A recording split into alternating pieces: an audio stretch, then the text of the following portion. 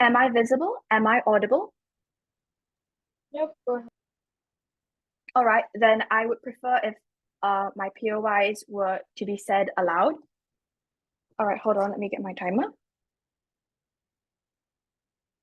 All right, then I shall begin my speech in 3, 2, 1. Good morning, ladies and gentlemen. Welcome to this side of the House. The topic for discussion today is whether or not the House believes that developing nations should fully abandon protectionist policies. This House is for this motion and believes that developing nations should abandon protectionist policies in order for the country to generate more income and for consumers to pay less for the same goods. Ladies and gentlemen, let me enlighten you about the purpose of protectionist policies. Protectionist policies are implemented with the proposition of improving economic activity within a domestic economy or for safety or quality concerns. However, within a developing country, the monthly income of an average household may be unable to afford imported goods that are a necessity to their livelihoods. Therefore, protectionist policies are contradictory to their original purpose, as they do not allow for a higher quality of life due to a large percentage of a worker's income being directed towards maintaining their current lifestyle. As the first speaker, I will be covering our stance and explaining why it is important to abandon protectionist policies as a whole. The second speaker will be introducing new arguments, such as foreign relations, foreign investment, and international diplomacy declined. Finally, the third speaker will not only be summarizing our debate, but providing rebuttals for the points the government has brought up, proving once again why our debate stands to win. Without further ado, let us begin. Our main point covers the concept of the generation of income within less fortunate households, which are common in less developed countries. These countries face challenges when it comes to taxing their citizens for many reasons.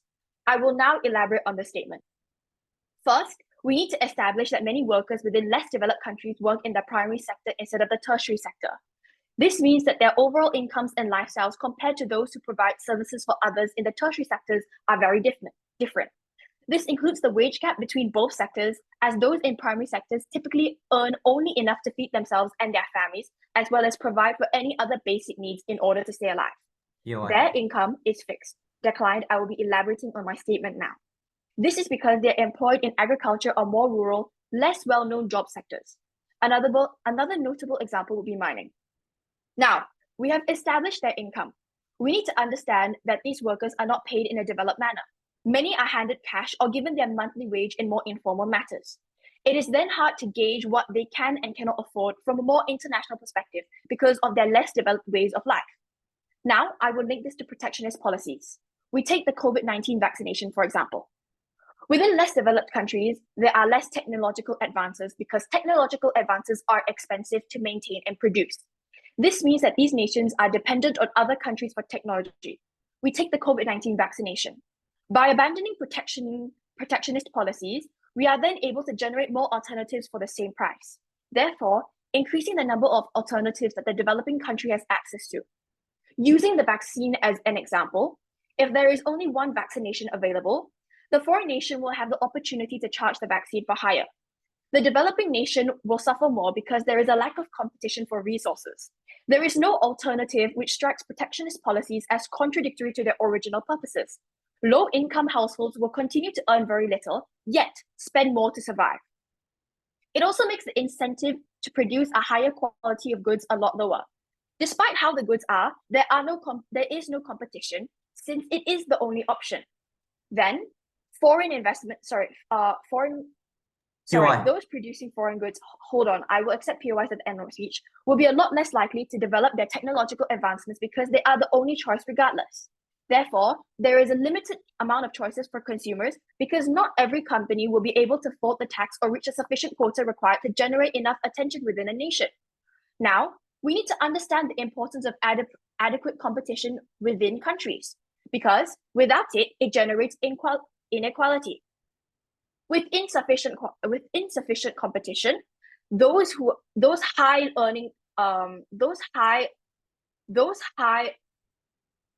very well-earning companies are able to take advantage of the consumers because they are able to grow and develop. This means that large corporations and their shareholders get more money, whereas the consumers and the workers pay the cost. Therefore, the consumers are the ones that are paying the cost at the expense, the country is paying the cost at the expense of its people in order to afford more foreign goods. However, there is no alternative for this said nation to produce a better set of goods than the ones they are importing because they are a developing nation. If we are to remove protectionist policies, then these nations will be able to compete with foreign subsidiaries because they will be able themselves, for small businesses and entrepreneurs, to be able to produce and understand the competition because the limits and the boundaries are a lot more equal. I will now be accepting any or all POIs. If this is in place, why wouldn't the local industries creating these products just disappear because simply international companies have better products and therefore no local products will be produced? This is entirely the reason why we must not implement protectionist policies. Okay, you have to please understand my point and gauge what I am trying to show you at from a standpoint.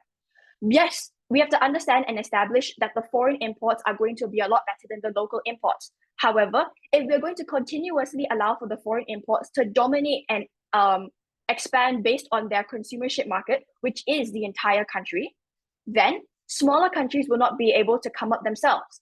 Either ways, regardless of what you are saying, entrepreneurs and those who earn a lot less money, those who are still within the developing means of their product, are already unable to fight with this competition. Therefore, we are only trying to give them a stepping stool in order to produce the same amount of quality. This doesn't mean that, I have hit the 6:30 mark. Thank you for your time. I'm trying to speak with that speech and I'll invite you.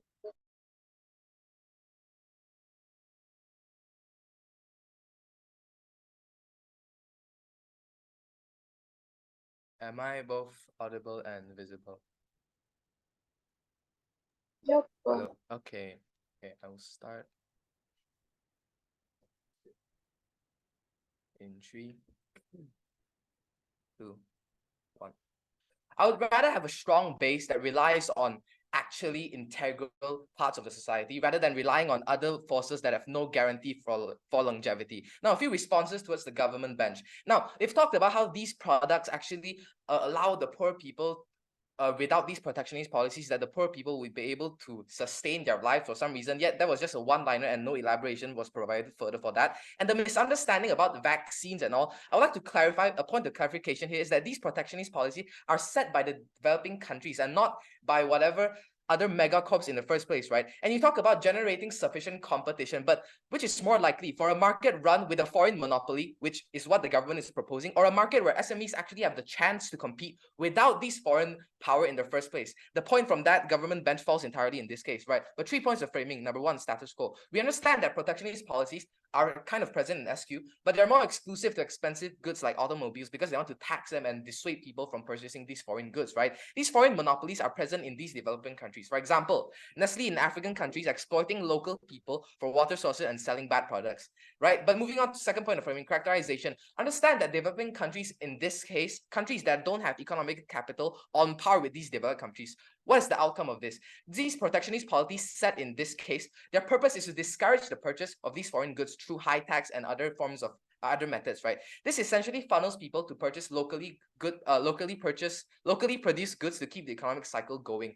And these foreign monopolies, if this was not the case, these foreign monopolies would have the ability to run rampant in these developing countries and have too much capital to do whatever they want in these countries, because the local government needs their presence for economical reasons. Because if they don't have their presence there, it's already relying on them. These developing countries are the victim of this case, right? But third point of framing, what it will look like in their side, right? They talked about how abandoning these protection policies would actually bring good, whereas it actually removes the incentive to buy locally produced goods. And without these policies present, I don't see how your argument about how there'll be better competition even stands, because everyone would just be swayed towards one market. And yes, we do acknowledge that the locals the local goods compared to foreign goods are of a lower quality, but I will elaborate on why that is not as important later, right? But two burdens in today's case. Number one, why it is in the interest of the developing country.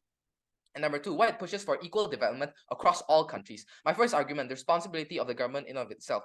3 tiers of analysis. The first one, ensure the growth of domestic industries. Now, people will be more incentivized to spend on local goods with these protectionist policies, and this would put in more financial capital for these domestic industries. But why is this so important, panel? 3 reasons why. Number one is that it allows for local development to happen. Number two, it provides for more job opportunities for locals. And number three, it stabilizes the country's economy. These 3 reasons culminate all together to develop the country in of itself, which is especially needed and the priority of developing countries. These 3 reasons, like job opportunities, local development, economy, are all essential for a developing country to reach a point of development where it can be categorized as a developed country. And it is crucial for the government to focus on this point. But tier 2 is that it decreases the reliance on foreign products as well. Now, we understand that these monopolistic and monopoly markets are essentially inherently bad, but it prevents the monopolistic market from occurring in these developing countries. Because yes, although monopolies do bring in some, but in the case of developing countries, they bring in more harm than good. Why is this so? Because the country's economy, if protectionist policies were not in place, the country's economy would be contingent on the mass purchase of foreign products. But why is this bad? It's because that these foreign products, their prices, they can go high, typically they can go high due to their own foreign countries' whims, not according to what is needed or what is justified to the local people. What this means is that essentially these foreign companies can just raise prices to their own whims, and the locals in these developing countries that purchase these imported goods, as the one you defined, they won't be able to even sustain themselves further because there is no limit to what these foreign imported goods can set, right? So without the protectionist policy, it just brings in more harm than good compared to the local to buy the products in the first place. But reason number 2 is that it prevents giving unnecessary financial capital to these foreign companies in the first place, because relying on these foreign products succumbs these developing countries to the whims of foreign countries as well. Because again, the monopolistic, you continue to import these high prices things, and yet this is our only way to maintain our economy. It's just bad for the developing country in of itself. Yes, your POI. You mentioned local development on how we should be supporting local products. Now, what if there are no local products? Because tech is so expensive to generate within low-income countries. Would this not lead to the monopolization of a market? Well, you need to understand here that when you're talking about tech, yes, okay, let's take your case where for some reason a country doesn't have tech at all and it imports the different tech. Yes, we support that, but again, we support the import of that with protectionist policies because we want to limit the amount of mass development tech that will happen in our country. Because again, we can still achieve development with protectionist policies in case we just want to prevent the monopolization of the entire company. Now, even if the prices were raised, the consumers will not be able to do anything about it. However, in domestic industries, there are set price limits because Gov can give subsidies to these local companies to maintain their prices and continue to provide products for its people. It's a win-win for both the developing countries and the people in of itself. And when prices do rise for these in a country without these protectionist policies and they're importing goods from foreign countries, right? It is due to external factors like the foreign countries suffering economically. Then I'm going to raise my products that are sold to other countries, right? That shouldn't be the case, because why should the people of these developing countries, which already need to develop, which already want to develop, be subjected to this? It is unjustified in of itself. And these protectionist policies essentially prevents that from happening. And even in government talks about how the quality of foreign products are better, we can improve local qualities by keeping these protectionist policies in the first place. Why? Because it enforces the positive loop where the money that is funneled back into these domestic industries will go into improving and raising the quality of these products in the first place. So it's just a positive loop that can achieve what Gov and Op wants to do all together, but we achieve it better. Third tier, equal growth. We understand that minority-led companies will have lesser competition because they're competing with other local companies and not a megacorp in America. Again, Gov has talked about competition. We provide that as a better alternative. Local industries will gain funding as again set by subsidies, and the market will still push for the best products because innovation to gain a competitive edge is still present, therefore improving and becoming better quality as time goes on, again with the enforcing of the positive loop. But why is this argument so important? 2 metrics why. Number 1, sustainability. The economy of a developing country is as a priority of that said government, and with this positive feedback loop, it essentially pushes for development and progression to be made in these developing countries, which is in the interest of the government as well. Without these protectionist policies, this wouldn't be as likely or as possible on their side. Number two, magnitude. Understand that these local people and the companies in of itself, that they'll be helped as well. Their lives will be improved. Why? Because when you have these protectionist policies, again, the incentive to purchase local products will be higher, enforcing this loop, right? But this loop is important due to the reason because it can maintain an economic cycle and improve the country. That being the goal of developing countries. With that, I've never been prouder to oppose. Thank you. You can just speak with the time speech and the BPM for the BPM.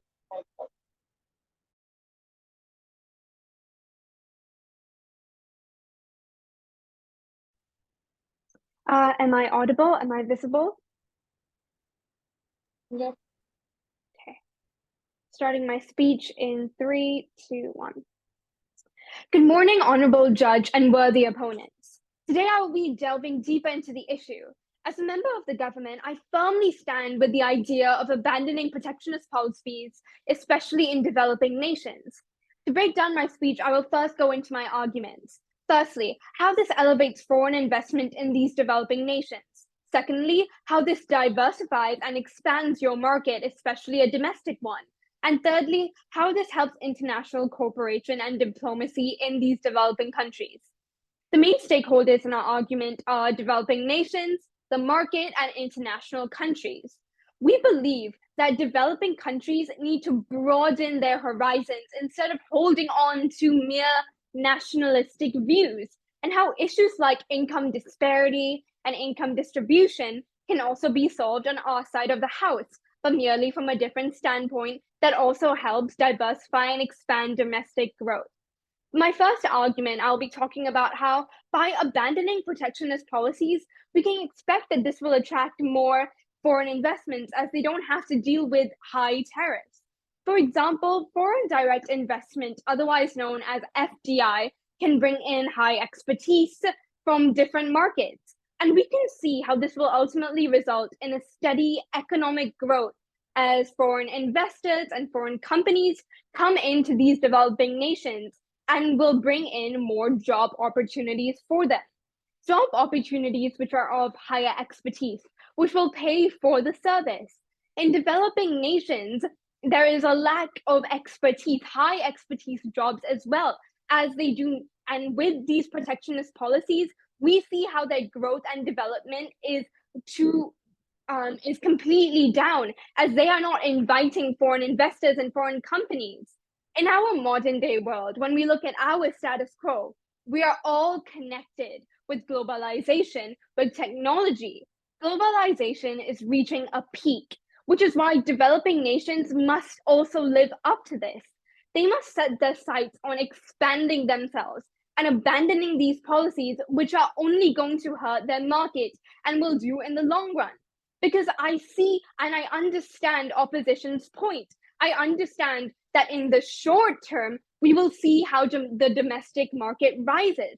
But soon enough, there will be a lack of competition. There will be a lack of development as foreign investors and foreign investment is not prevalent.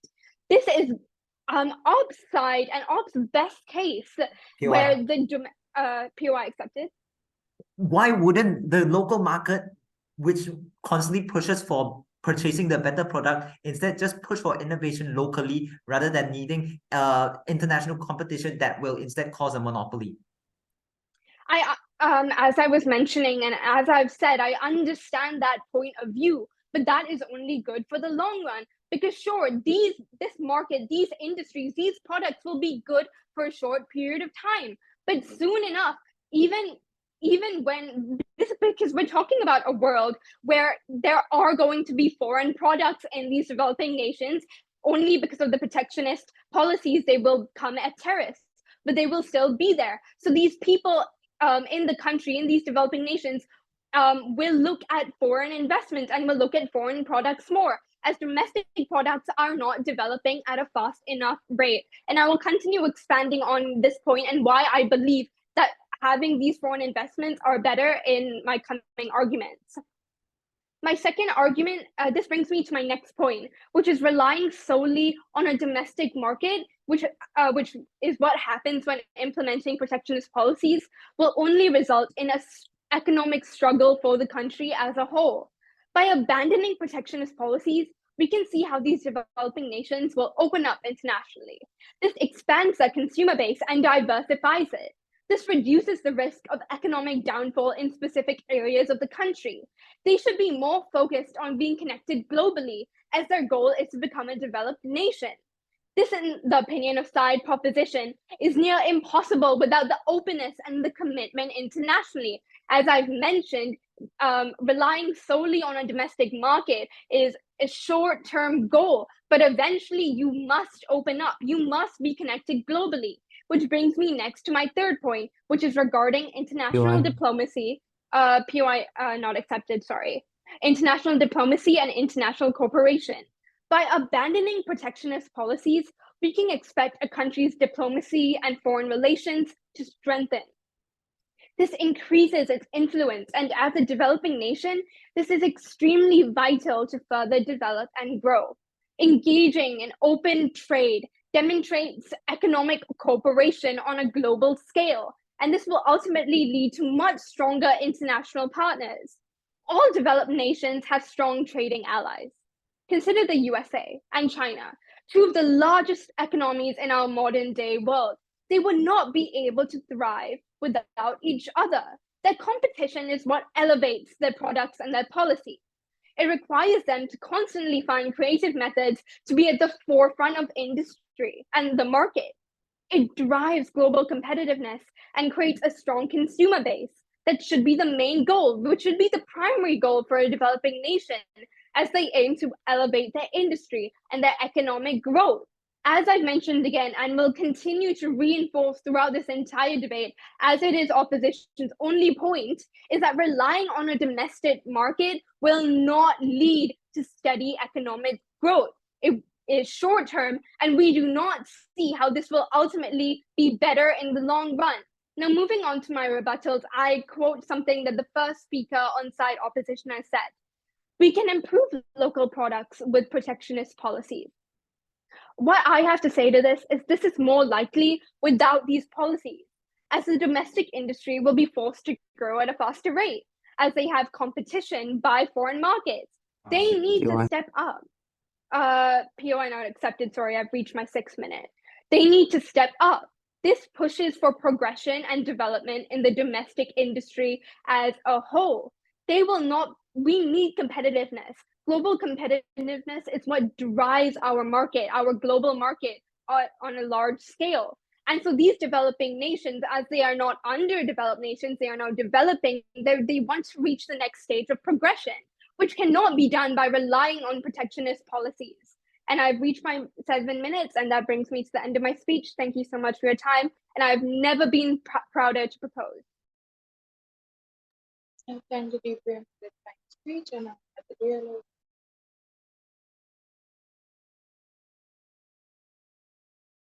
Hi.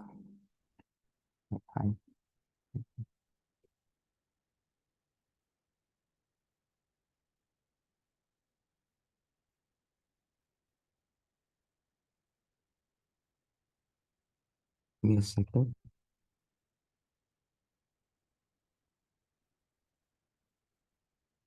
All right.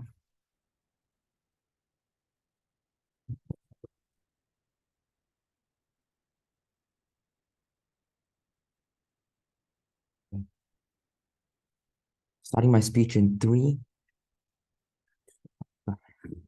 Wait, I'm so sorry. What's this time? Okay. Starting my speech in 3, 2, 1.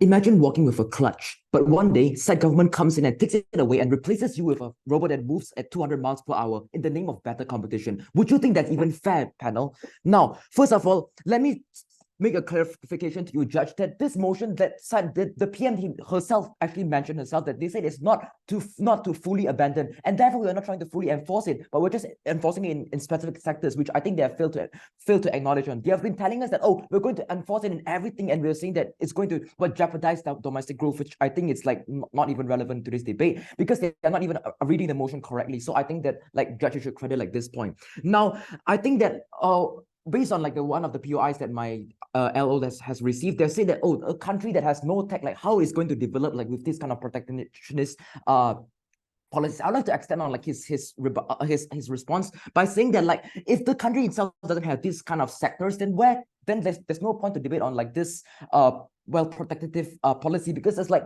when you have like no food, like why do you need a plate? It's like the same logic. So I don't see like what is like the big problem about this. And I'd like to point out to you again, panel, that like they failed to like engage on like on how we are going to like push for monopoly. Like, what is the problem of monopoly and jeopardization like of these kind of MNCs that will come into the country, which I think that therefore shows that our point stands. And I think like based on this, like we should win. But also like even on that, like also they have been the biggest push that I've been hearing from them is like the only point is like of competition. They're saying that, oh, it brings like more competition, and they've been telling us like, oh, if we don't open up our countries, then like therefore like we wouldn't be able to improve ourselves. And they've been constantly been fixated and saying like, oh, in the short term, yes, we will win, but in the long term, because if we don't open up our countries, then we will lose. But I don't see how, because like we have to understand, like if we open up the countries and like these kind of foreign countries, like they already have like a more prior, a stronger technology and a stronger ground and basis, like more of the money will flow to the country. So therefore I don't see like how the domestic market is going to be able to rise. And they have been saying like, oh, you need to open up your country in order for your country's economy to rise. And they're saying like, oh, this domestic, and I think that they're insinuating like the domestic market is not important, which I don't see like how is it very a case that stands, because like a country needs to rely on themselves. Like if a country like constantly relies on like big companies, then therefore it pushes for like neo colonization, which is like a country that relies for like an empire from like these kind of entrepreneurs, which I don't think is like good for the growth for the country, unless they can prove like, oh, by relying on like external money, like it brings good for the country. I don't think like these claims stand. But now I think that also I'd like to extend on the point like Marcus has gave you, like opposition for the more opportunities for minorities, because like it actually extends. I would like to extend it because like it actually gives more protection for these kind of minorities. Like they're already not on a fair ground even domestically. If you open up, it brings like even more competition, which is bad for them, and it will cause them like their rights to be like taken away. And also so like okay, let me move on to my arguments. Now, first is that it will cause the neo colonization of monopoly. Now, 3 tiers to my argument. First, also Judge, on a side note, I'll like integrate the other responses in my following speech. Now, the first thing is that the first tier with that of being too much power on foreign companies. Now, because that people will require on international companies to fulfill these kind of needs. Like, for example, if you have, like, say, for example, if you want to say a country that makes cars, like if you say like if we rely everything on like foreign cars and foreign companies that invest in our company, if one day like, for example, economic recession happens and no cars come in, so then what are we going to drive? Are we going to like ride the horses or something? So I don't see like what's the point here. So I think that's giving too much power on foreign companies, which will cause them to be able to control our country, which leads me to my second tier of analysis, which says that it will jeopardize the country's sovereignty. Now, a good example to look at is like the One Belt One Road policy of China, which they have been like saying China. So let's use China, which like on the face value it looks like a trade policy, but actually it actually colonizes the country, because on the same time like they take their airports away. Like what happens to Sri Lanka? Like the airport is being controlled by China now because they cannot pay up the debts. So it causes the country to lose its own autonomy. And also that like why is it true is because it will weaken the local nationals' development, as the funds have been all swayed to the foreign countries. Like if you want to make the switch back to like the own domestic industry, it's not able to do, because there's not enough money there. All the money has been poured out for the country, and like the country wouldn't be able to control it, which leads to a big problem, which the countries will lack influence, and they will not be able to combat price hikes and like inflation. Like for example, like Nestle, if Nestle wants to hike up like the price by like $1, what the country can do, because like the main GDP is already from them. Like if the country is going to anger them, it would like detrimentally cause like the country's economy to grow bad, which I don't think like it's in the interest of the country. And like the third tier is that the country will lose its economic autonomy, because the first is the country will rely too much on the goodwill of the MNCs. If the MNCs like doesn't want to help the country, then the country will be like in a bad state. And second of all, the entire growth of the reliant of the sustained growth of the MNCs and whether they will invest in return. If you put all the trust in MNCs and one day MNCs just takes the money and run away, so what happens to the country? There's no way to sustain the country, which now I would like to bring to you the third argument. And the third argument is that we have to promote better economic growth. Now, I would like to make a straight rebuttal to the opposition that they're saying, oh, it's lack of development, when the local market will be stimulated through like the constant. But if the local market isn't being stimulated through constant funding, then how we are going to like stimulate the local market? Are you going to just constantly rely on something else? Are you going to constantly rely on like help from externalities? I don't think that's like the main thing that you should do. But like 4 parts to my argument. First is that it actually reduces outflow. From our side of the house, we actually have to promote money recycling, which in simple terms means that the money will be used to pump in to generate the local economy, which will cost like the country POI. to be able to. Yes, I'll take your POI. All right, just an inquiry. Isn't the inflation and rising cost of everything a lot more harmful than the potential benefit of promoting local products? Inflation. I don't understand what is your POI about, but like if you want to talk about inflation, I think it's like further worse on your side of the house because like the country doesn't have no autonomy to control whether or not the inflation can happen because the price will be on the other side. But let's get it out of the way. I think I'll leave that to third. Now, the second part is that why in the country says the money in the country will save the country, which will cause a self-sustaining loop. Now, the second part of my argument is will stimulate incentive for local businesses because it brings additional benefits, it brings additional protection, and second of all, it will cause less external competition, which they're trying to propose, which is not good because like if there's too many competition, then it will be harder for like the locals to actually want to go into a sector which they're not able to be able to flourish in. Third is the helps to improvement in local products because first it pushes for innovation. In simple terms, because we have pumped in more money, it will lead to more innovation, and also because what we are proposing our model actually it brings in like more like foreign talent instead of their case where like these kind of companies are being run, which I think is very important that you should credit it. Like it will be only run by the top few percent, which is like the Eurocentric personnel, which will not reveal the trade secrets and cause like the local people not be able to learn and cause like these countries to be constantly slaved by these kind of colonizers like through politically and economically. And last, I think like I would like to co-op like the benefit of job opportunities. I think it's pretty self-explanatory where like the local companies know and be able to give more apt job opportunities for the people. So therefore, I think like based on like these two claims and also like based on like the technical flaws that is like extremely prevalent, I think that side opposition should take the case. So proud to oppose. Thank you. I thank the DLO for the fine speech. Government to include the case from government.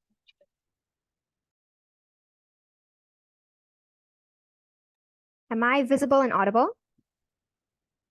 Yeah. Okay, I prefer to receive verbal POIs. I will be starting in 3, 2, 1. Good morning, esteemed adjudicators, honorable opposition, and fellow debaters. Thank you, worthy opponents, for your points. However, the government wishes to redirect your misguided case on this topic. As the third speaker of my team, I firmly stand with my team's stance that developing nations should abandon protectionist policies.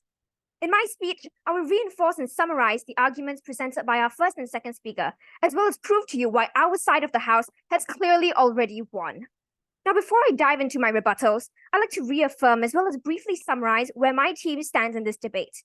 So our side stands on 4 main arguments. Number 1, that it will elevate foreign advancements and propel the economy forward.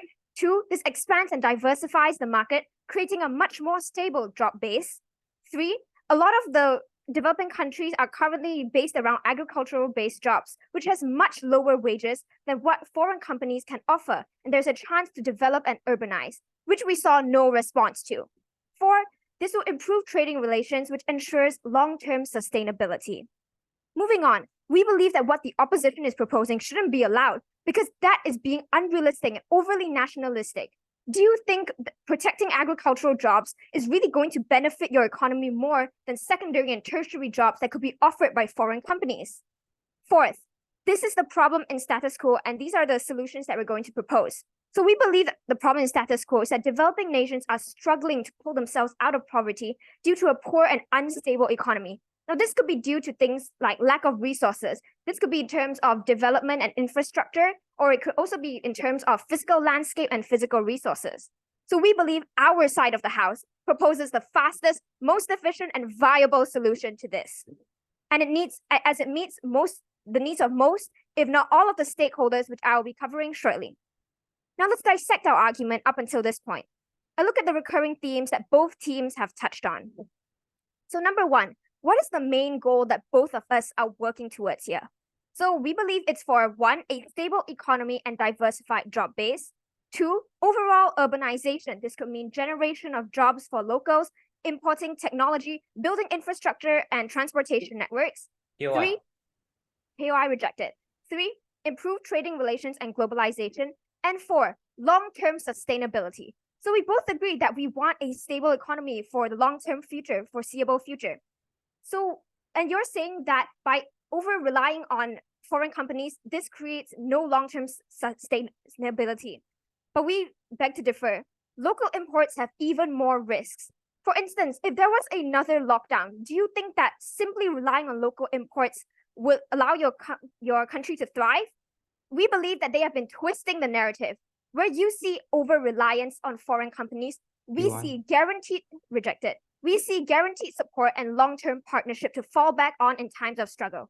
We will be codependent, not over-relying on them. Now you're talking about exploitation. Now this is not always the case, but of course we will take into account that it is a black and white situation to everything. There's good and bad. Yes, of course, sometimes there's exploitation, but it's not always the case. You have to take a step back and see how the pros outweigh the cons in most cases. Development of the economy and infrastructure should be put first. And then you suggest subsidies coming from the government as an alternative to fund these local businesses. Where are they going to get the money from when their economy is doing so poorly? Obviously, we have to rely on foreign industries to propel our economy forward first. Moving on, what examples and situations did we touch on? So we have brought up China, which has opened up to the world in the late 1900s. And this is a turning point in Chinese history, where they had a 9% economic growth every single year, which is the most economic growth they have ever seen, because they were welcoming foreign investments and trade relations.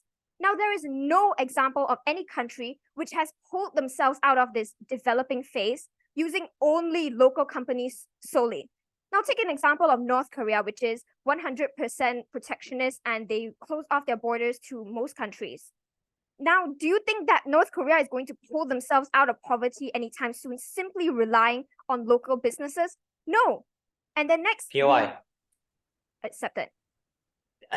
Our case line here is that we still maintain protectionist policies only in important industries such as, well, as I pointed out, automobiles, to make sure that we still have import of international products. We are not completely shutting off. Please don't misunderstand our case line. Now, I'd like to point out this case shifting here because they've seriously realized why our point still stands to win. Now, let's move on to stakeholders. So we believe the stakeholders are one, the nation's citizens. So our goal for them is to have a good and stable income. Two, the government, who we believe their role is to manage the economy and make sure its people's needs are met. Three, foreign countries, and four, local businesses. Now, you may argue that you're trying to protect local businesses, but this is a small minority and you need to benefit the majority. What percentage of local businesses are actually doing so well that it will propel your country forward? It's a very small percentage. Now, to clarify two things before I end. One, the domestic market is important, of course, but when given the choice between guaranteed high wages with foreign countries and struggling in agriculture, which would you choose? Why don't you go tell that to someone tied down by poverty, who can't send their children to school, who don't know how to use basic mobile phones? Now, two, domestic industries still exist in government's world. We are not stripping that from them. We are simply removing protectionist policies to welcome foreign investment. We are not saying there aren't any domestic industries. Ultimately, to sum up our argument in a few sentences, we believe that imposing protectionist policies is unrealistic and focusing too much on being nationalistic than actually looking at the current problems in the status quo. On our side of the house, we propose a world where foreign companies can help a country develop much faster than it ever will as compared to solely relying on local companies to pull it out of poverty. We urge you to look at the reality of the situation, to sacrifice the buy American, sell American only idea, to put down your nationalistic pride for the betterment of your economy and betterment of your citizens' lives. For all those reasons, that is why the opposition will fall, and that is why we have never been prouder to propose. Thank you. I thank the government for that speech and honor the opportunity to exercise of it.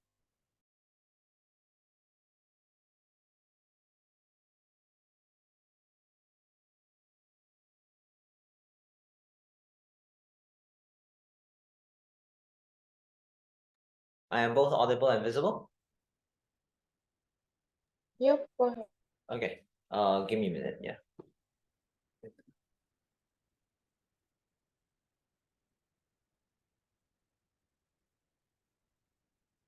Okay.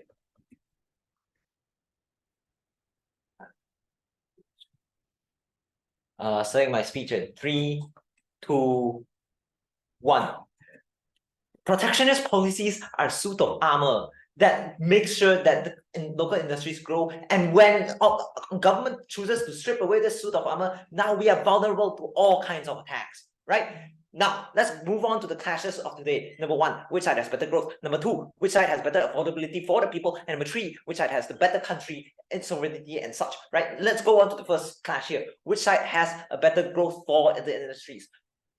Government says that only true MNCs will have two things. Number one, better competition, and number two, better infrastructure, right? Now, let me tell you why they have been entirely falsifying their arguments and failing to understand what the economy of an actual country looks like, right? Understand that when you're truly proposing that, taking your characterization that foreign imports are the better versions, understand that, well, for the same price, as a normal person, we would choose the imported product because simply there is a better guarantee there, right? But when the whole market chooses to make this decision because it is a better bang for their buck, there is no money left for the local industries and therefore nothing for them to develop on.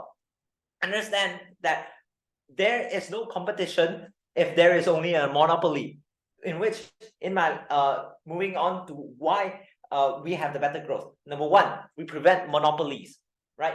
Understand that, as I've said before, when there is such a vastly better product available and imported into, nobody will choose the lesser product, which is the local products. We need to promote the lesser products first, so that in the competition of which side has the better local product, the companies will innovate, will improve, and have the capital to improve because the people are buying local. And when they buy local, to constantly improve and maintain the amount of sales, they will improve, which is number two, the layer of which we are able to guarantee sustained growth, because that is how the market works, ladies and gentlemen. The people vote with their wallet, and local companies using their vote wants to ensure that they have better votes through their wallet, right? They want to ensure higher sales. How do they achieve that? By maintaining better products, better sales, better sales strategies, and better innovation. And that can only happen when people buy local products first, right? Which is ensured on our side. Understand that on the third layer, which side has better economy for jobs and innovation, right? Which side has a better growth for this? The third layer, understand why this is true, why we have the better economy. 3 layers. Number one, we are able to ensure our autonomized, a more local approach to creating these better products. Understand, like, well, Proton is suited to our taste, to Malaysia's taste, and we were able to develop Proton in the first place because during Mahathir's time, there has been an important protectionist policy to make sure that we buy these local products. Only through making sure that there is capital for local products that we can grow, right? So we are able to create a better economy. And now on to the second layer about MNCs will create better infrastructure and how developing nations only have agricultural jobs, and that we rely on MNCs to create better jobs and infrastructure. Understand that MNCs are not benevolent. MNCs want the highest amount of profit available. They will not create better jobs. No, they will create jobs with, well, as much wages as possible. And when it is an agriculture, if we take an example of an agricultural companies, what will this look like? This looks like MNCs coming in purposely giving wages only at the market wage, which is the lowest wage possible, to lower their costs as much as possible, building the bare minimum of infrastructures that may be only exclusive to them, looking like exclusive private railways, right? Like, well, the railways before, during colonial times, these are exclusive infrastructures that do not benefit the normal people, and therefore these infrastructures and these benefits do not stand, and rather you propagate your country to be opened up for attack, to be monopolized and controlled internationally without your own autonomy, right? So therefore, we have to prove to you why we have the better growth. Now, number two, affordability.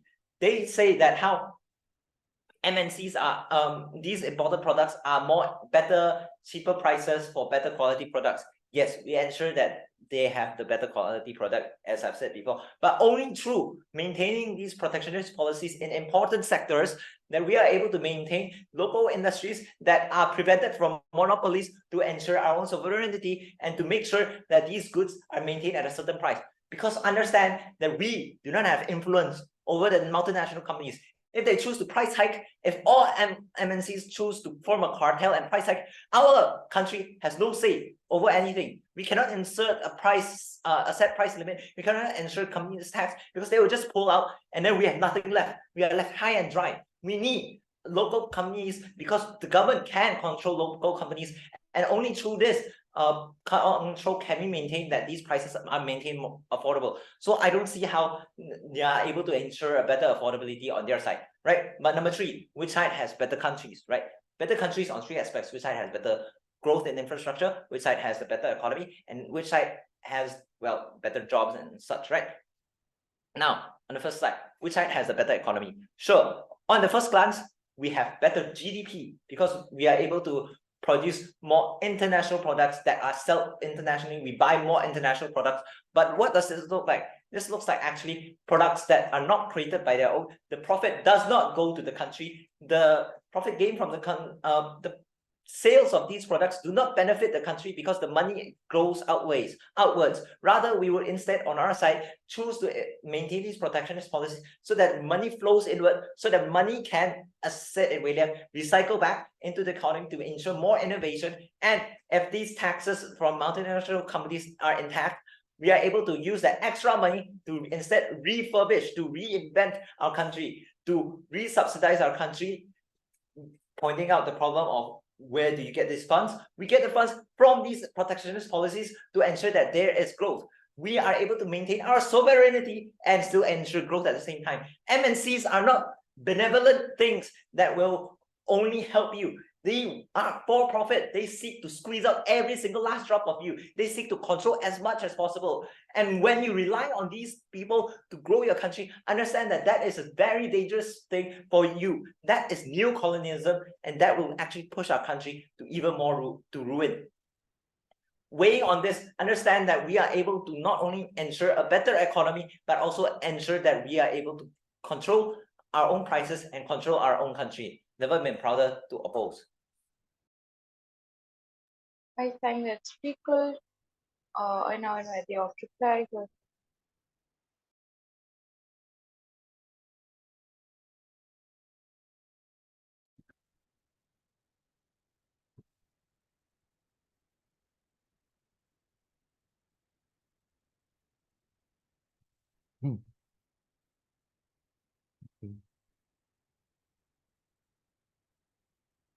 Starting my speech in 3, 2, 1. First and foremost, I would like to clarify once again, and then for the last time in today's debate, that we are saying that we want protectionist policies, but we are not saying that we are completely isolating ourselves from the world, which they have failed to capture throughout the entire debate.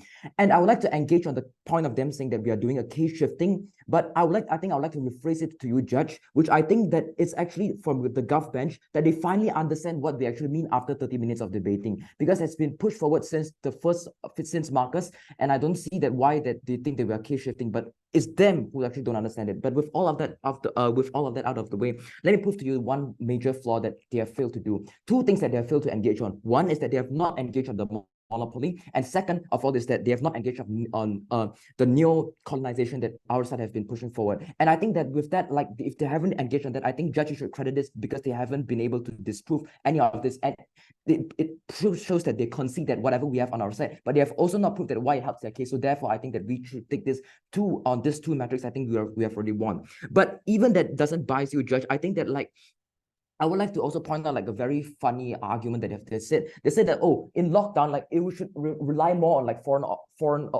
economies. But I don't think like that's true, because like when you're in lockdown, like the country's already been like closed off. Like you should rely on yourself to give yourself money. Like for example, if COVID, we are waiting for like the US to give us money, then how will we be able to like sustain and still be like alive and kicking until now? So like I don't see like how like this example even stands. So like it shows like they don't like understand like the motion and like the examples they're using. But never mind, Judge. Let me prove to you several points of weighing and like comparatives, like why our side like clearly wins. Okay, now I would like to like firstly like flag it out to you, Judge, like they have like not been able to show any sort of mutually exclusive benefits on their side of the house, because let me prove to you, Judge. Okay, now on like several things, like the first thing is that okay, both sides actually have international trades, like, because we have already proven to you that we still have these kind of international trades. We're not isolating ourselves, we're not vacuuming ourselves like all like the arguments that side government has been making, but instead we are just having these kind of protectionist policies in like certain sectors, like has been mentioned by Marcus Oliver multiple times. But okay, so in this case of like international trade, we both sides have these kind of things, but our mutually exclusive benefit which winches this angle is that we have to provide these kind of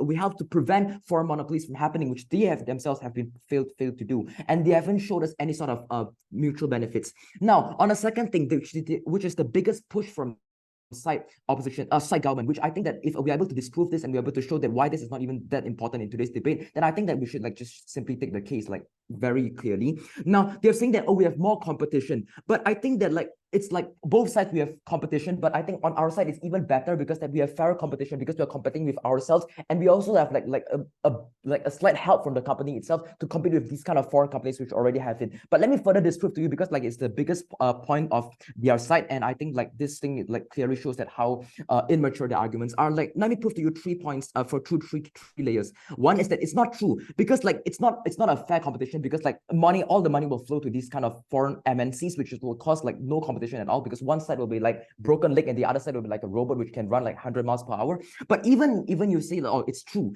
but let me prove to you why it's not important, because like the recycling of money and will push for innovation is enough to show that why like putting money and protectionist policies is good for the country and helps for minorities. But even you say that, oh, it's important, but let me show you that why we still win, because we still win by allowing more stability and allows to have more autonomy in the country, which I think is very important. Protecting the sovereignty and protect our country from not being colonized by these kind of economic means is very important to ensure the stability of the country.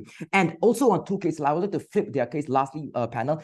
They're saying that long-term sustainability and even better economic growth. I think that our side does it better because we have more autonomy, we have more control on ourselves, and we do not rely on anyone else. And therefore, us as the government, we do not rely on any of us as the government, we would like to push for a world where we do not rely on these kind of colonizers to make a success. But however, we rely on ourselves just like how we rely on our team to win today's debate. It's never been prouder to oppose. Thank you. I thank God for that, and I invite Dr. Brett into the debate. Am I visible? Am I audible?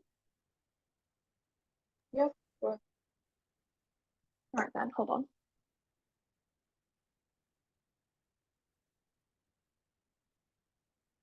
Okay, then. Seeing as I am visible and audible, I will begin my speech in 3, 2, 1. Good afternoon, ladies and gentlemen. I am the government reply, and I will be rebutting the best case scenario of the opposition as well as the points they've brought up. The first speaker has constantly developed on the positive loop on how protectionist policies are beneficial because it allows for local producers to promote their products due to a market that is less competitive. What the opposition has failed to recognize is that these newer, more local producers lack these newer, more local producers lack a supportive consumer base, whereas the domestic producers have already established themselves as reliable because, as previously stated, they are of a higher quality. Due to this, the consumer base will obviously side towards the foreign imports, therefore leading to a monopolization of the market.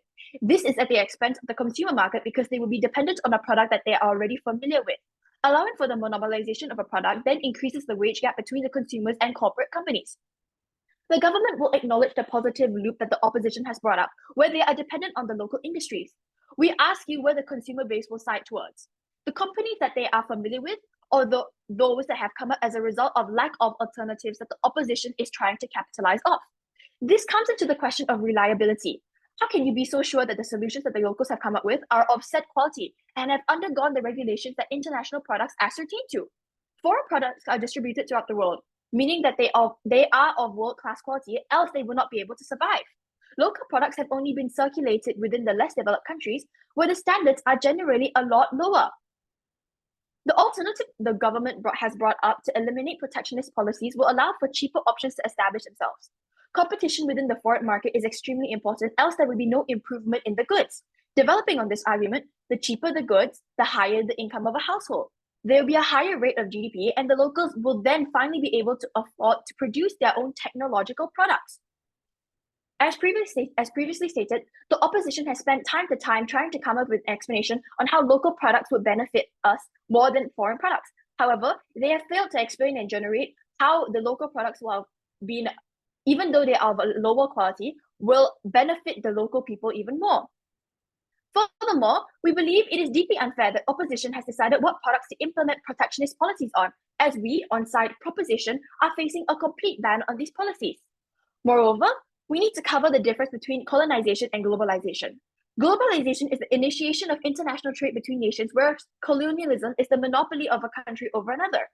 We understand that globalization and colonization are closely linked together, and by increasing competition within markets, we will be more susceptible to colonization or, as stated, codependency.